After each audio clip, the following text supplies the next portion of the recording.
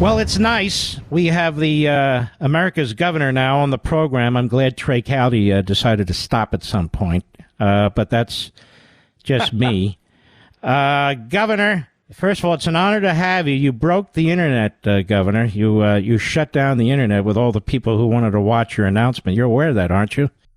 Oh, it was the biggest number of people they've ever had on a Twitter deal. Tons of people told my folks that massive numbers that were joining like every minute that just totally jammed. So we're really excited about the enthusiasm. The number of people go to rondesantis.com and make a contribution. I want to thank everybody. Encourage your listeners to do the same thing. So we're pleased to have been able to break the internet and be able to reach people directly without necessarily doing the traditional campaign rally. Well, I think that's right. And now you got a real audience. It's a big audience, 14.5 million people who want to hear from you. Let me start with this. When I interviewed you for your book, you said some things that I felt were really very, very compelling. And I don't think you'll be asked much about this, so I'll ask you. Your management style is different than most. In other words, you really do laser target things and decide how you want to approach them and how to get things done, which is what conservatives want from a Congress and a president. What is your approach? So, Mark, we have all these things that you and I believe, your listeners, our shared principles and values. And we have a sense of what that would look like in public policy. And the idea is, okay, get that if you're in office and get that through a constitutional system so that it can stick and become the policies that govern our state or our country. And so what I do is, as governor, I studied all the authorities that I possess constitutionally, statutorily, customary policies. I knew what I needed the legislature for, what I didn't, local government vis-a-vis me. And the same thing would apply to the presidency. You understand Article 2 powers. You understand where your leverage points are. You understand your statutory authority.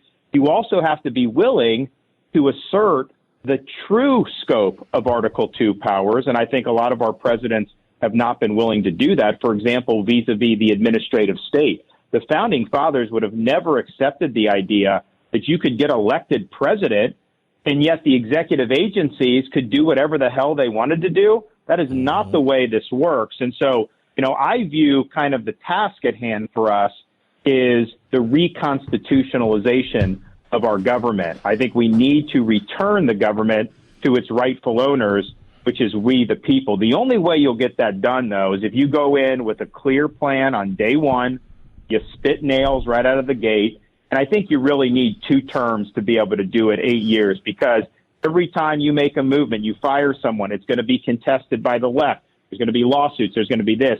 And you've just got to be disciplined. You've got to be determined. But I don't see any other way around it, Mark, because if we keep going in this direction, then you can elect people to Congress, you can elect a president, and all the important issues get decided by unelected bureaucrats. We don't govern ourselves if that's the case. Mm-hmm. Your wife, Casey, who we know, my family knows, we adore you guys. She's just wonderful. She suffered from cancer. She got through that. And you have 3 young kids, and you're raising them as well as being a husband and governor, and you're running for president now. And she's been by your side the whole way. And it's interesting to me that the corrupt media now are doing something they never did to Michelle Obama or Jill Biden. They're attacking your wife, for crying out loud. What's that like? We knew that this would happen, because if she were a Democrat, she'd be on every fashion magazine. Yeah. They would be making her to be the biggest deal. But because we're conservative, we know that that's not what will happen. In reality, it'll be the opposite, where they try to really attack. But the reason they're attacking her is because they know she is an incredibly effective first lady. She's somebody that people look up to, not just women, although many of the women in Florida who've gone through breast cancer look at her as a role model for how she handled it. She's made huge improvements to communities in Florida by helping underprivileged people. And she believes in the values of this country, and she can articulate that in a way that people really get excited about. And so she's my best friend. She's a great wife, a great mother. But I'll tell you, when I'm out there on a campaign trail, there is nobody I would rather have by my side than Casey DeSantis. And the corrupt media knows that. They know she's good, so they're going to try to fabricate stories about her. But the reality is our voters see through this. They know the only reason they're going after her is because she's effective. They know when they're doing the anonymous sources that it's all fabricated BS. And so we take it in stride. We know this is just something that happens when you get into these things. You know, look, as a husband, I don't mind when they go after me because I know. I mean, it is frustrating to see, but I think the media is so corrupt and people distrust it so much that I don't think it makes a ripple with Republican and independent voters because I think they see right through it. You know, you're probably, in terms of being, I would argue, you're a movement conservative, the next movement conservative after Reagan. I think Trump is more sort of a common sense or comes to this thing from more experience. But you're there, you're ready to go day one from a principled point of view, capitalism, liberty, private property rights, unalienable rights, and so forth and so on. Don't you think that distinguishes you from most politicians? Because you've been governor now 5 years, going on 6 years, and you've stuck to your principles, your founding principles, your conservative principles, and you've used them during governing. So it's not just a white paper thing. It's not just a debate society. You've actually showed how to make them work. Mark, I resolved going into the governor's office almost 5 years ago that I would not do a single poll about an issue to kind of tell me what to think. And I've kept that. I've not done a poll about any of the issues I've tackled because they don't come from a position of me putting my finger in the wind and trying to contort myself to conform to whatever sudden breeze of passion may be out there with the public. You know, what I'm doing comes from a matter of principle and conviction. These are things that I believe. It's just part of who I am.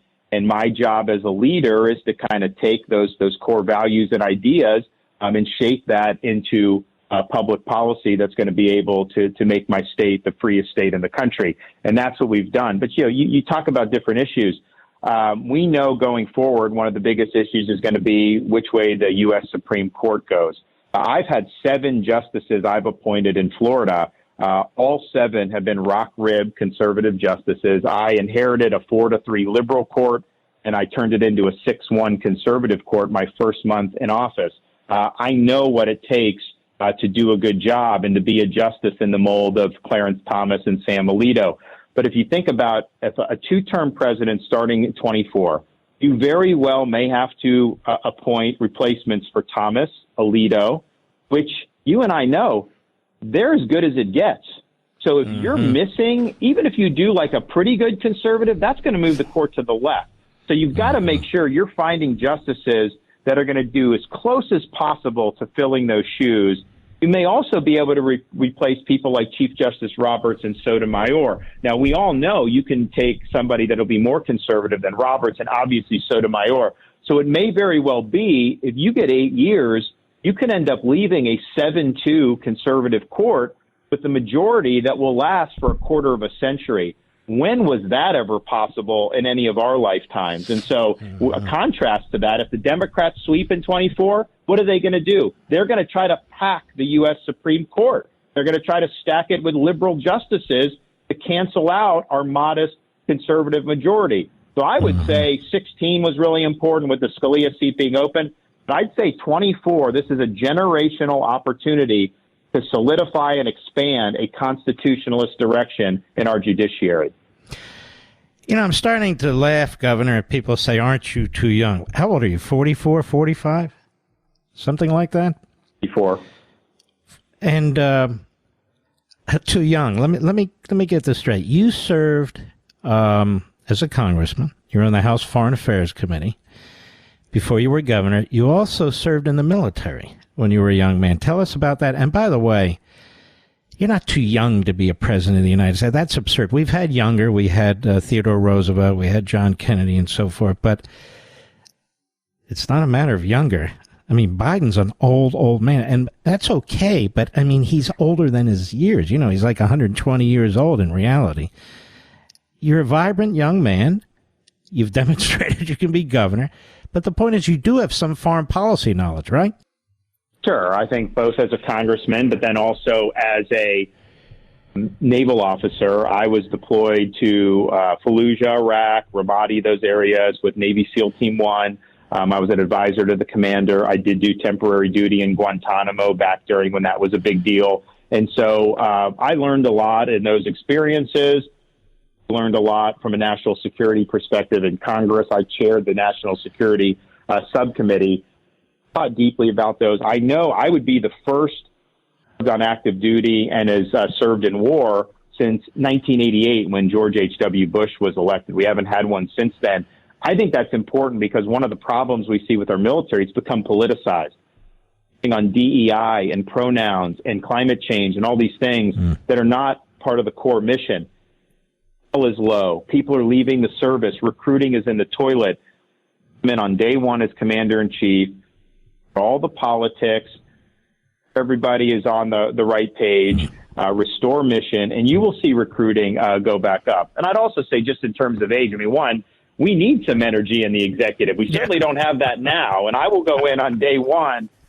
I could tell your listeners what you'll get out of me.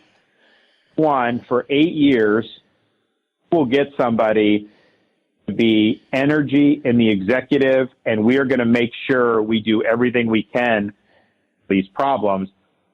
Say, what is the best possible experience going into something like president? I would say it's being an executive state, especially during a major crisis. And no governors in our lifetime had to deal with a crisis bigger than COVID, to stand virtually alone in some of those decisions. Back against Tony Fauci, back against the left, fighting back against the media, in school, businesses, and our individual rights. And my state boomed as a result. But I was out there on a ledge, political career at risk when everyone said I was committed to side, because that's what leaders do. Put up. Well, Governor, we're having a little technical problem on our end, so we have a lot of people trying to pour into. I will just tell you this. You've also always been accessible. Always been accessible. We appreciate that here, and we look forward to talking more down the road. And I think this is a very exciting moment in our history if you're a Republican, and I think it's a very exciting day that you entered this race, sir. So we wish you all the best. DeSantis.com, Mark. I hope your folks will come in and pitch in and help us out. God bless. We will post it. We'll post it on our social sites. God bless you, sir.